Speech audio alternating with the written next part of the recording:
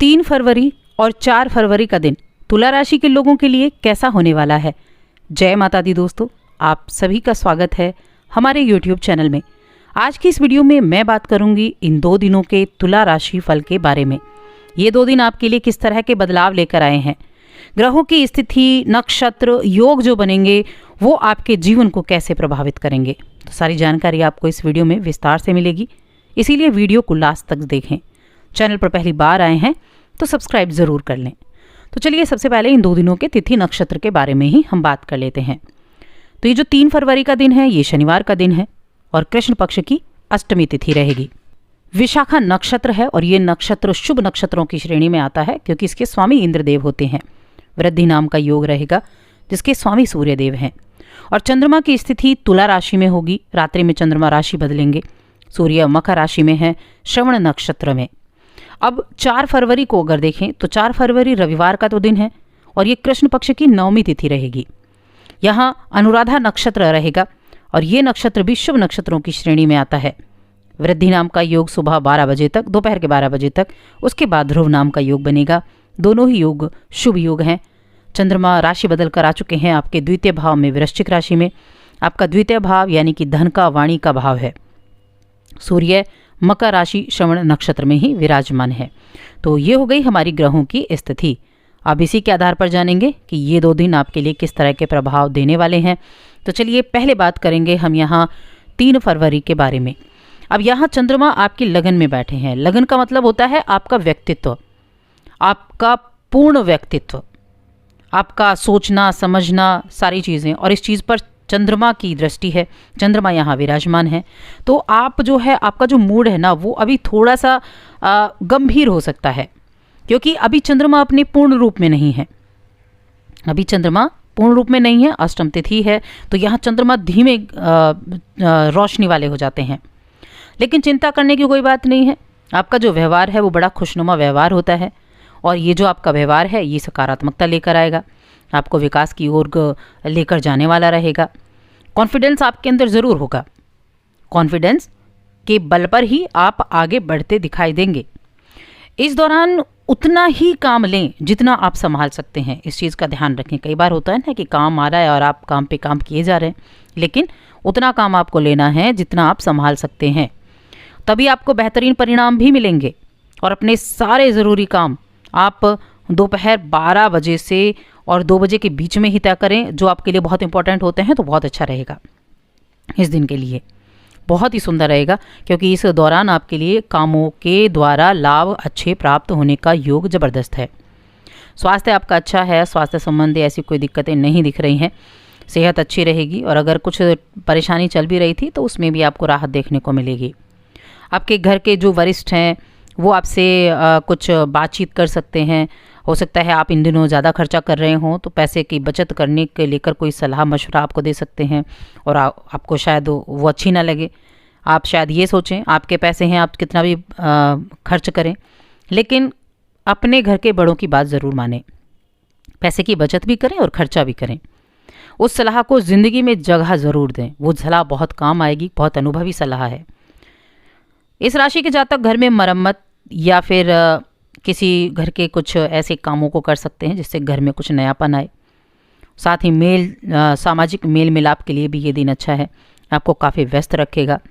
प्रेम के नज़रिए से भी ये दिन बेहद खास दिखाई दे रहा है। वक्त से हर काम को पूरा करना आपके लिए ठीक रहेगा। अगर आप ऐसा करते हैं तो आप अपने लिए भी वक्त निकाल पाते हैं।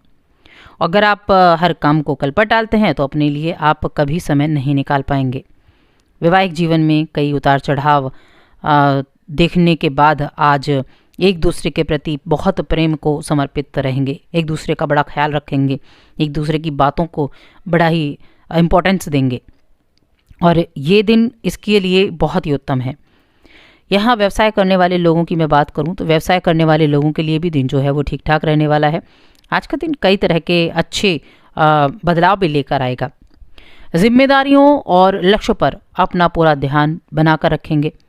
कभी कभी थोड़ा सा ध्यान भटक सकता है, लेकिन आप पूरी कोशिश करेंगे कि आप अपने ध्यान को केंद्रित करें और साथ में अपनी कुछ चीज़ें भी सीधे तय करें। इस समय का उपयोग उन अधूरे कामों को पूरा करने के लिए भी करें जो काफ़ी समय से अधूरे पड़े हुए हैं। जिनको करने का आप वक्त निकाल रहे थे, और इस अच्छे समय का भरपूर लाभ आपको उठाना है।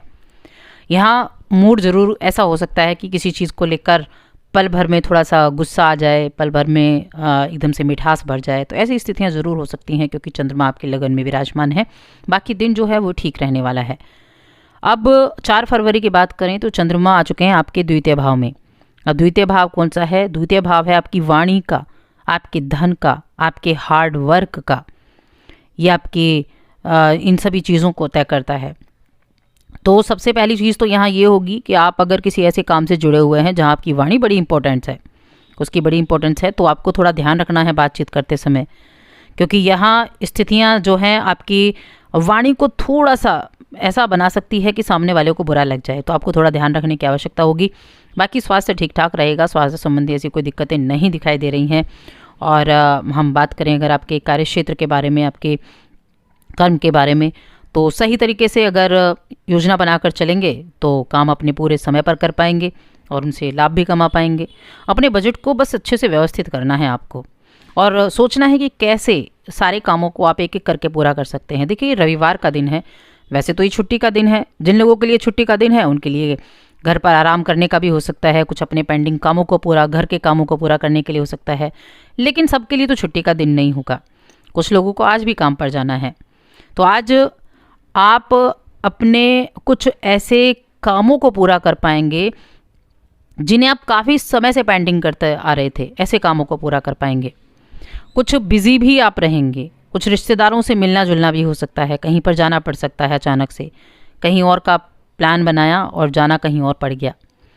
अगर आप अपने किसी दोस्त से प्रेम का इजहार करने वाले हैं तो आज कर सकते हैं, उसके लिए अच्छा दिन है। आप काफ़ी अट्रैक्ट हो रहे हैं तो आप कर सकते हैं, लेकिन यहाँ थोड़ी सी सावधानी रखनी है कि दिल थोड़ा आहत ना हो जाए, बस इस चीज़ का ध्यान रखें। अगर एक तरफा है तो आपको नहीं करना चाहिए। अगर आपको लगता है तब आप उसको प्रपोज कर सकते हैं। अगर बात करें शिक्षा की, तो शिक्षा के क्षेत्र में ठीक ठाक समय है।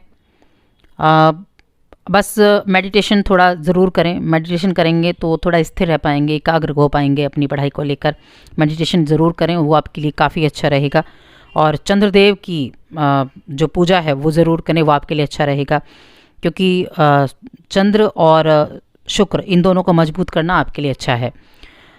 बाकी ये जो दिन है व्यवसाय करने वाले लोगों के लिए ठीक ठाक रहने वाला है।